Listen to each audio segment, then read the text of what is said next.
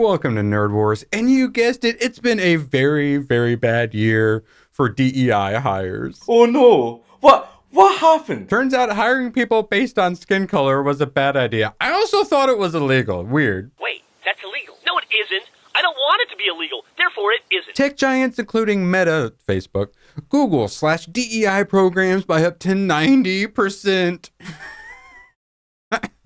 After St. Floyd died in 2020, long ago, Google CEO Sundar Pichai, or as I call him, my boy Sundy, promised to build sustainable equity. What does that mean? Tell us, Norm. Sounds like some commie gobbledygook. Sustainable equity for Google's Black Plus community. Black Plus community. BIPOC stands for... Yeah, I'm just going to refer to them as the TARD community from here on out. And externally, to make our products and programs helpful in the moments that matter most to TARD users. Their commitments included improving representation of underrepresented TARDs in leadership by 30% by 2025. Why might they be underrepresented? Sounds like a skill diff to me. More than doubling the number of TARD workers at non-senior levels by 2025. More TARD janitors. Great. Addressing representation issues in hiring, retention, and promotions. Skill issue. And establishing better support for the mental and physical health for TARD employees. What does that even mean? You're gonna put menthol cigarettes into the vending machines? He's out of line, but he's right. The move was part of a broader trend in the wake of the St. George Floyd's Minecrafting himself in police custody. Thank you, George Floyd, for sacrificing your life for justice. Which sparked societal unrest caused by George Soros and drew attention to the power imbalances in corporate America and the tech industry specifically. Yeah, I agree, there are too many Indians in it. Corporations pledged to invest millions of dollars to improve diversity in their ranks and support TARD groups doing work on diversity, equity, and inclusion, or DEI. Now facing a slowing economy thanks to 0% interest rates, I don't know who had those, couldn't imagine. Jobs in the tech industry relating to diversity and equity have declined 44% compared to last year. I am boycotting Google until there is more TARD representation. This is TARD-phobic. Melinda Brianna Epler, founder of Empovia, which advises companies about improving a culture of equality.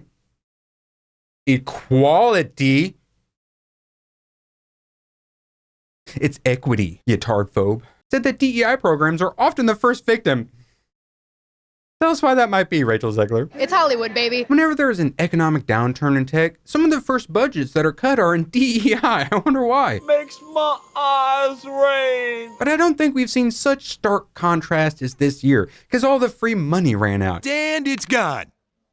For those that don't know, someone, I have no idea who, forced 0% interest rates, so we'd have a bunch of free money flowing throughout the economy. Everybody's always blaming me for everything. That is why we have all the woke stuff. No idea who did it. No idea who was president at the time. Go yourself. Why you have to be mad? But now all the free money is gone, and the free ride for all the TARDs is gone with it.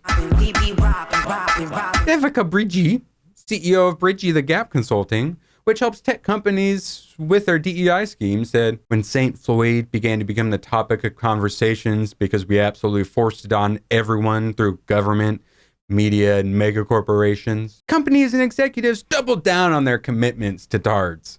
And here we are only a couple years later, and folks are already stealing everything from the Walgreens and CVS.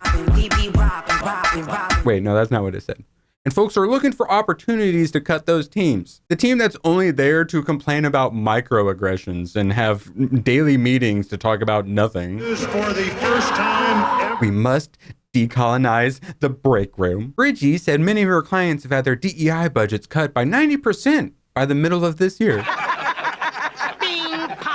Honestly, I think we could get to 100%. Despite the cuts, though, Meta and Google maintain that they are focused on improving DEI at their companies. And this is the point. This is great. Yes, dance on DEI's grave, but don't forget we have not won. They are just momentarily pausing this for a brief second. The second they get the chance to bring it all back, DEI is going to be coming back hard. So stay vigilant. Our commitment to TARDs remains at the center of who we are as a company. Why? Your CEO is a robot. We continue to intentionally design equitable. There we go. There's equity. It's not quite the same as equality, which means everybody gets treated the same. And fair practices of discriminating against the non-TARD community to drive progress across our people, product, policy, and partnerships pillars. Yeah, Norm, I'm going to need you to take this one for me again. Commie gobbledygook. Our workforce reductions and company-wide efforts to sharpen our focus span the breadth of our business. Liar! We're not getting rid of the useless complainers because they're useless complainers. We're just sharpening our focus, guys. To be absolutely clear, our commitment to that work has not changed. I mean, we cut it 90%, but it hasn't changed. And we invested in many new programs and partnerships this year. But why? Why would you do that? Why would you do any of that? So yes, celebrate. We've definitely had some wins against woke. Hey, Bob. But unlike what a lot of people have stated, the ship isn't going to be turning around as quickly as the optimists are hoping for. This is part of a much, much larger agenda. One that they would like to get done by 2030, but more likely is probably going to be their 2050 goal. And these crazies aren't going anywhere until the decrazification of humanity, which is not going to be pretty. We're going through a fourth turning. Bill Clinton was the first person who told me about this book called Generations by Strauss and Howe. And this book was basically 500 years of Anglo-American history. And it showed that history is shaped by generations and generations are shaped by history. You know, we are at an inflection point, I believe, in the world economy.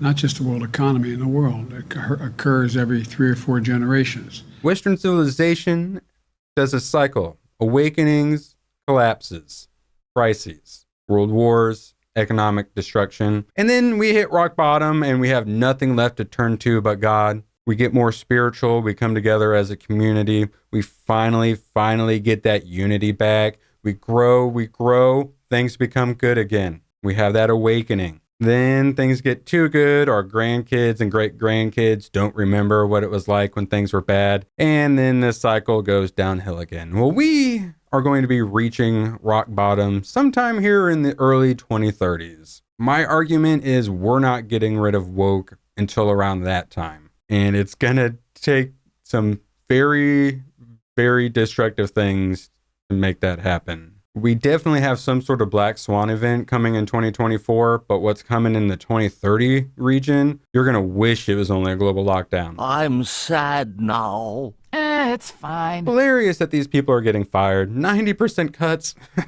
That's just awful. How terrible. Oh no. I still think we could do better. But this isn't a win.